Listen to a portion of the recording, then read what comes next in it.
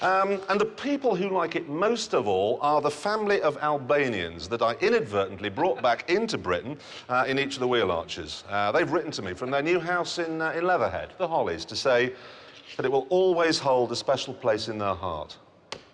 Great car. You know how when you're making up a list, as you do, of the world's greatest race cars, you've just got to include the Ford GT40. And here's a reminder why. I thought you'd listen to my reasoning, but now I see you don't hear a thing. Yes, it's all right, all or nothing. Yeah, yeah, all or nothing. R-E-S-P-C-T, find out what it means to me. I just gotta get a message to you.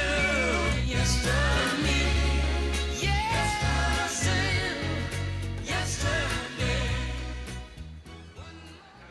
So they built one of the most successful race cars ever. Great. But that gave them a problem, because try as they might, they struggled for years to build anything remotely as glamorous ever again. Until they came up with a really good idea. The best car to replace the Ford GT40 was the Ford GT40. I mean, this is the new car, and come on, you're not fooling anyone. It's okay, 4 inches higher and 18 inches longer than the original GT40, but it is a GT40. Basically, they put the plans for the old car on a photocopier at 110% and said, enlarge. But it is a lot cleverer than the old one. It's loaded with technology. Take a look at this. So you want to see the engine? Right, there it goes. That's actually going to take a moment or two. In the meantime, you've pulled into a petrol forecourt. Obviously, everybody's going to be looking at you, but if they're not, this should tip it. Have a go. Here we go. Let's get to the fuel. Look at that.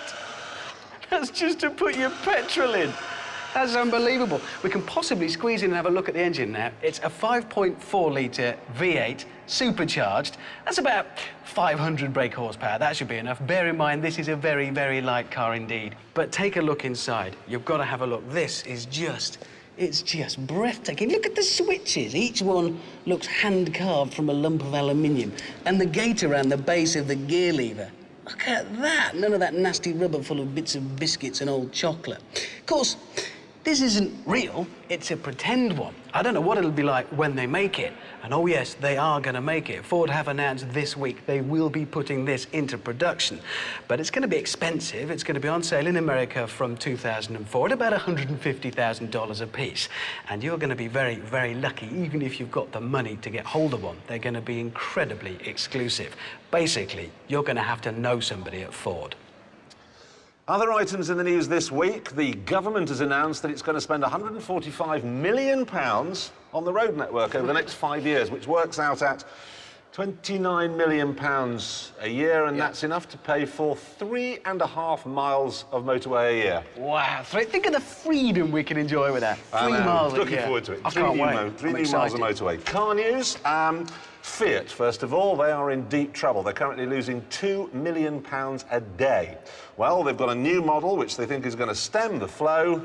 There it is. Look at that, they're saved.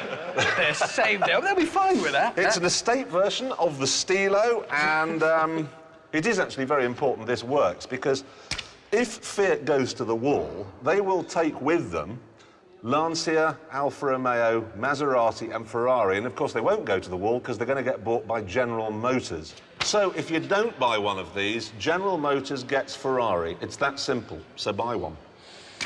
News now of the new Micra, a rather gorgeous looking little thing as well. That's actually not it though, that's the only thing.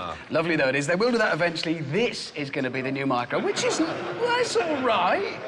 That's not bad. I've always quite liked the Micra myself. The important thing about it, though, is loaded with technology, even in a small car. It's even going to have, and you've probably seen this, keyless entry. So you walk up to the car and no, I've got some experience of that, and there is a slight problem with it, because you keep a little smart card in your wallet. OK, you get out the car, push a little button, doors lock.